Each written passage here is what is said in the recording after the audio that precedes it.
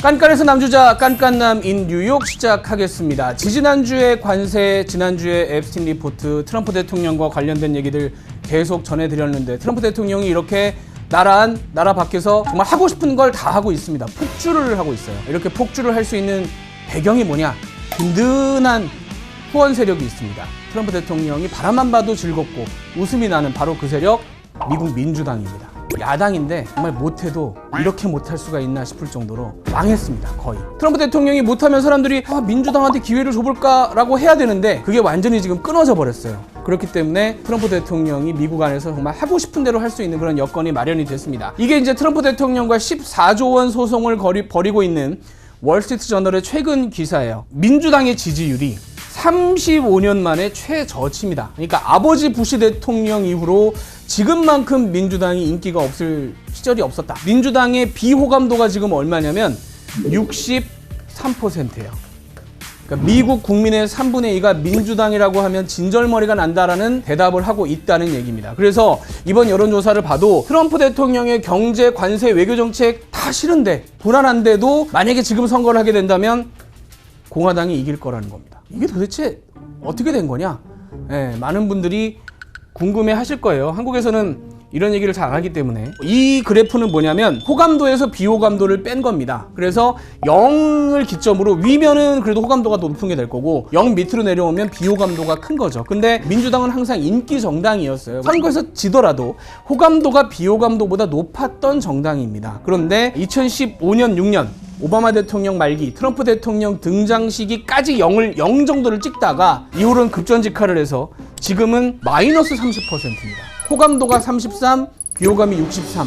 이 정도면 완전히 뜯어고치지 않고서 사실 살아나기 힘들 정도로 바닥으로 내려왔고요. 공화당은 반대로 원래 비호감도가 높은 정당이긴 하지만 트럼프 대통령 등장 이후로는 상당히 그래도 선방을 하고 있는, 민주당보다는 훨씬 낫죠. 민주당이 완전히 지금 이렇게 미국에서 인기가 없는 상황입니다. 이유가 뭐냐? 결론부터 말씀드리자면 작년 대선에서 크게 졌잖아요. 졌는데 아무도 우리가 왜 졌는지에 대한 반성을 하질 않습니다. 뭔가 잘못한 게 있으니까 졌을 거 아니에요.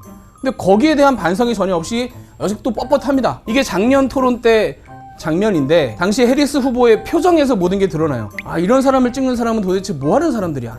정말 격떨어지네. 그런 표정이잖아요. 이 태도를 현재까지 유지를 하고 있는 겁니다. 그러니까 결과적으로는 민주당을 지지하지 않았던 중도부터 보수까지는 이런 태도가 짜증이 나는 거죠. 원인이 뭐냐? 트럼프 대통령의 등장부터 우리가 돌아가 봐야 됩니다. 한국의 많은 언론들이나 혹은 전문가들이 트럼프 대통령을 포퓰리스트, 그러니까 혹세무민하고 막 거짓말을 해서 사람들을 조종하는 것 같이 이렇게 얘기를 합니다만 그렇게 분석을 하기 시작하면 답이 나오질 않아요. 그렇게 되면 트럼프 대통령을 지지한 미국의 절반 정도의 사람들이 다 뭔가 문제가 있다라는 가정에서 시작하는 거잖아요. 그게 아니라 트럼프 대통령이 등장했던 시기에는 트럼프 대통령이어야 했던 이유가 있다라고 보는 게 좋을 겁니다. 자, 이게 미국 지도예요. 미국 지도인데 많은 분들이 미국에 오시면 로스앤젤레스나 라스베가스, 뉴욕 요 정도를 보고 관광을 하고 돌아가십니다. 멋있죠. 삐까뻔쩍하고 예를 들면 뉴욕의 타임스퀘어 나가보면 휘황찬란하고 이것이 천조국이구나. 미국은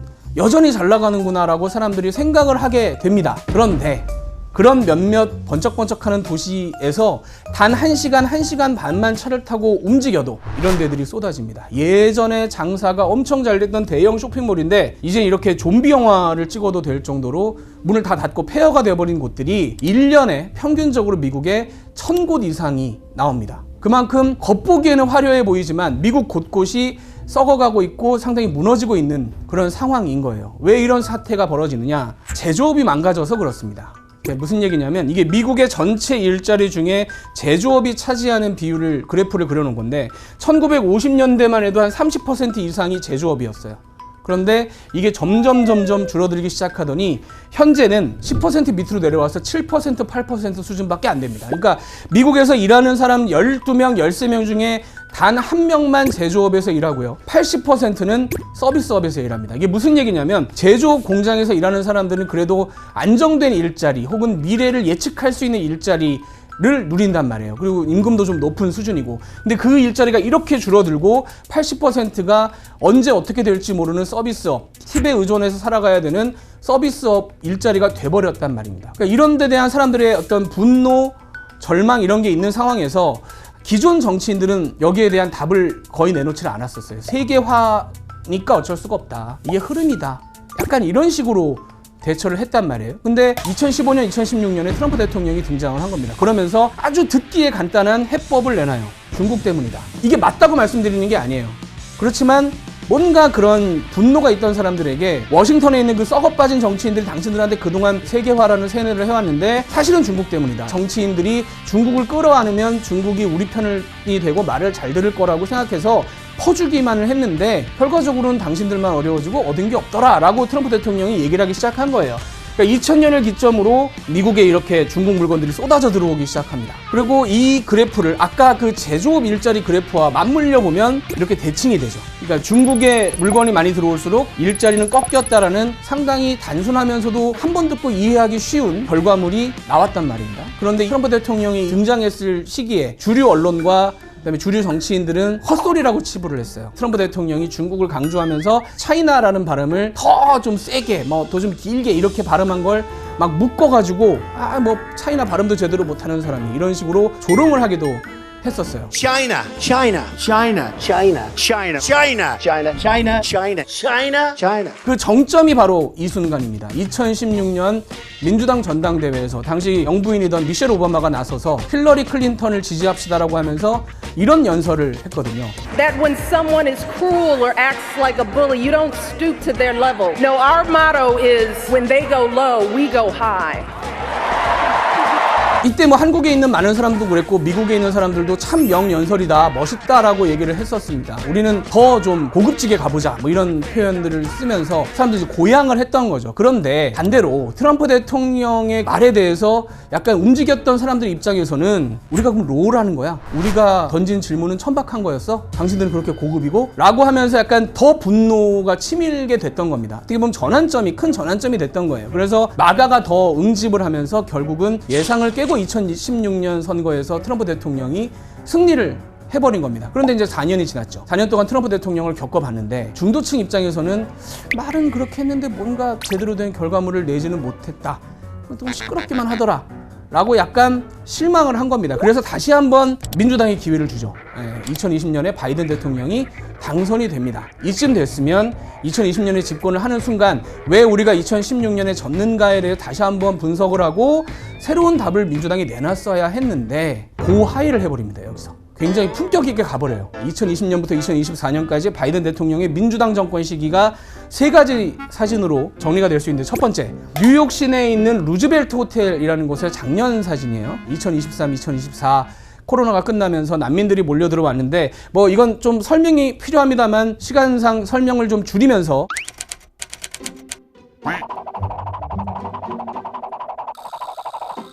뉴욕 같은 경우는 이런 난민들이 오면 법적으로 먹여주고 재워줘야 됩니다. 정부가. 그래서 이제 이 한복판에 있는 루즈벨트 호텔을 뉴욕 정부가 잡아서 재워주고 먹여주고 했는데 문제는 뭐냐? 이 난민들 한 사람을 먹이고 재우는데 하루 평균 얼마가 들어갔느냐? 뉴욕 예산이 400달러가 들어갑니다. 평균적으로. 우리나라 돈으로 60만 원이 들어갔어요. 한 사람당. 지난 3년간 쓴 돈을 다 합치면 우리나라 돈으로 14조 원입니다. 그러니까 아까 말씀드렸던 외곽에 사는 혹은 저소득층, 허리띠 졸라매면서 열심히 나는 일해가지고 겨우겨우 돈 버는데 세금은 악착같이 떼가고 나는 혜택도 별로 못 받는다라고 절망하고 있던 그 사람들이 볼 때는 내 세금을 떼가가지고 이 사람들한테 하룻밤에 60만 원씩 준다고? 화가 나죠.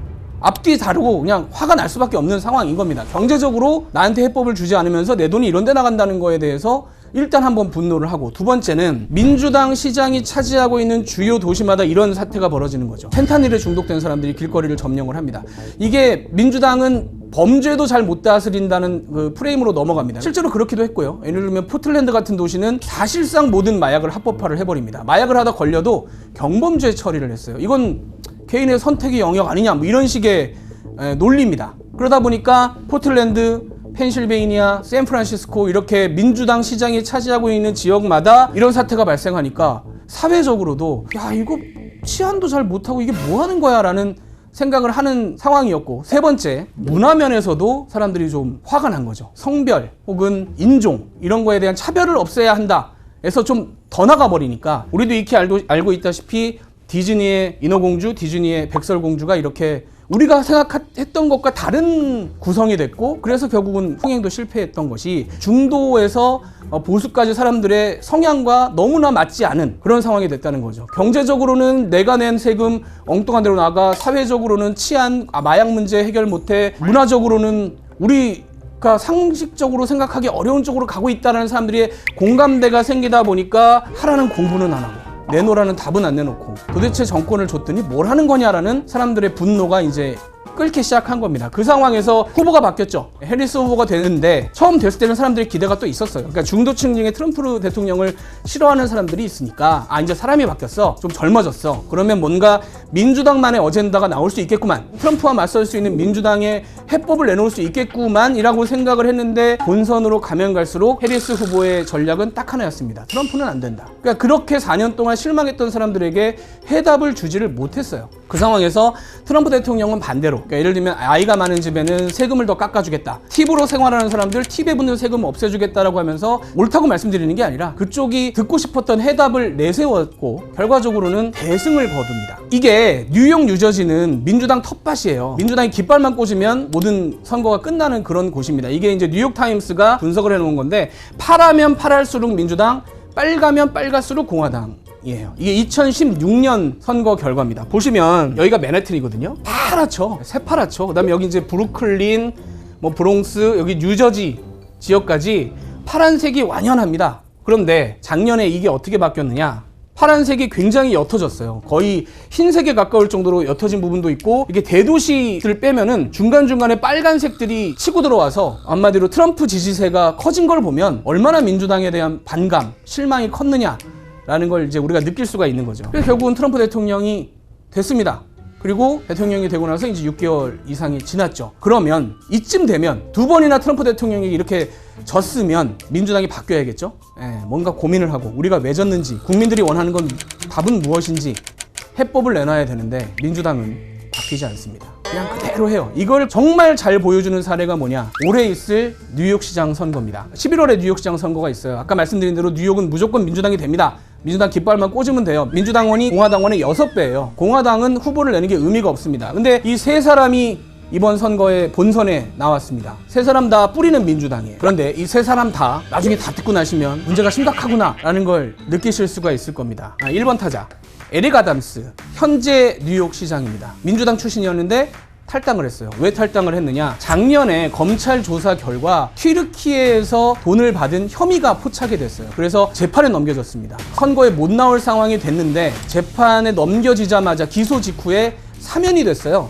없던 일이 돼버렸습니다. 누가 사면을 했느냐? 이게 재밌어요. 트럼프 대통령입니다. 여러 가지 이유가 있습니다만은 어차피 뉴욕시장은 우리가 못 먹는 거 한마디로 흔들어 놓자 라는 의도가 있었을 것으로 추정이 됩니다. 그래서 무소속으로 이번에 뉴욕시장 선거에 나설 예정입니다. 그럼 민주당 후보를 뽑아야 되겠죠. 그래서 민주당 주류가 그러면 우리 쪽은 이 후보를 내겠다라고 내세운 2번 타자 앤드류 쿠오모라는 사람입니다. 아버지도 뉴욕 주지사였고 본인도 뉴욕 주지사를 3번을 한 지역의 아주 명문 가문의 유명한 정치인이에요. 그런데 이 사람은 뭐가 문제냐? 5년 전에 주지사를 하다 중간에 그만뒀습니다. 성추문이 또 터져서 그 문제가 지금 깨끗하게 해결이 안 됐어요. 그럼에도 불구하고 안 찍을 거야 그러면? 그리고 앤드류 쿠오모를 낸 거예요. 그러니까 뉴욕 시민들이 볼 때는 민주당을 찍긴 찍어야 되는데 이 사람을 찍으라고? 라고 이제 화가 나기 시작한 겁니다. 그래서 세 번째 후보를 찾은 게 이 사람입니다. 조란 맘다니, 33살 뉴욕시 의원이고 무슬림이에요. 사회주의자라고 주장을 하는 사람입니다. 고하이를 해버리는 거예요. 민주당의 핵심 지지층인 젊은 사람들, 뉴욕의 핵심 그 지지층들이 고하이를 해버렸어요. 이 사람의 주된 선거 공약은 뭐냐면 최저임금 2배입니다. 30달러를 올리겠다. 1시간에 4만 원을 넘는 돈을 이제 줘야 되는 거죠. 그 다음에 렌트를 동결하겠다. 월세를 동결하고 버스 보육을 공짜로 하겠다. 그리고 세금을 부자들한테 걷겠다. 라는 공약을 내세웁니다. 뉴욕 시민들 입장에서는 당황스럽죠. 결과적으로 보면 앤드류 쿠오모가 당내 경선 결과를 불복하고 또 무소속으로 나오겠다고 해서 3명이 맞붙게 됐어요. 그러니까 정리하자면 부패 혐의자, 성범죄 혐의자, 고하이 사회주의자 셋이 나왔습니다. 누구를 뽑아야 할 것인가? 트럼프 대통령 입장에서는 이 3명을 보고만 있어도 흐뭇하죠. 누가 되든. 민주당이 망했다는 걸 그대로 증명하는 거 아니겠습니까? 민주당은 결과적으로 이런 모습입니다. 누가 봐도 재건축을 해야 돼요. 다 부수고 새로 지어야 됩니다. 완벽하게 끝내야 되는데 계속 플래카드 걸어놓고 정상 영업을 한대요. 여길 누가 갑니까? 그래서 민주당이 이제 내려앉아버린 상태고 트럼프 대통령은 반박 웃음을 지으면서 내년 뭐 중간 선거 물론 뭐 위험이 없다고 말할 수는 없습니다만은 현재 스코어로 가면 내가 이겼네. 예, 아마 그렇게 내년 중간 선거를 이기고 나면 임기 끝까지 아무런 걸림돌 없이 하고 싶은 대로 할 수 있을 겁니다. 우리나라의 압력도 더 강해질 수도 있고요. 여러 가지로 전 세계가 한번 눈여겨봐야 되는 상황인 거죠. 자, 여기서 트럼프 대통령을 막아설 변수가 하나 있기는 합니다. 미국의 물가. 이 물가가 터져서 아까 말씀드렸던 그 어려운 외곽에 사는 그 트럼프 대통령의 핵심 지지층이 화가 치솟기 시작하면 그건 하나의 변수가 될 수 있는데 현재 스코어로는 아직까지는 눈에 드러나지 않은 상황이고 트럼프 대통령은 당분간 대통령직을 즐기면서 하고 싶은 거 다 하고 지낼 수가 있을 것 같습니다. 자, 이 물가 부분은 다음번에 또 따로 한번 짚어보도록 하겠습니다. 오늘 얘기 듣고 나서 아, 미국이 저렇게 돌아가는구나 라고 어디 가서 또 한번 얘기하실 수 있는 그런 거리를 마련을 해드렸다고 생각을 하고 깐깐남인 뉴욕은 앞으로도 이런 내용을 주로 여러분들께 전달해 드리도록 하겠습니다. 자, 지금까지 시청해 주신 여러분 감사합니다.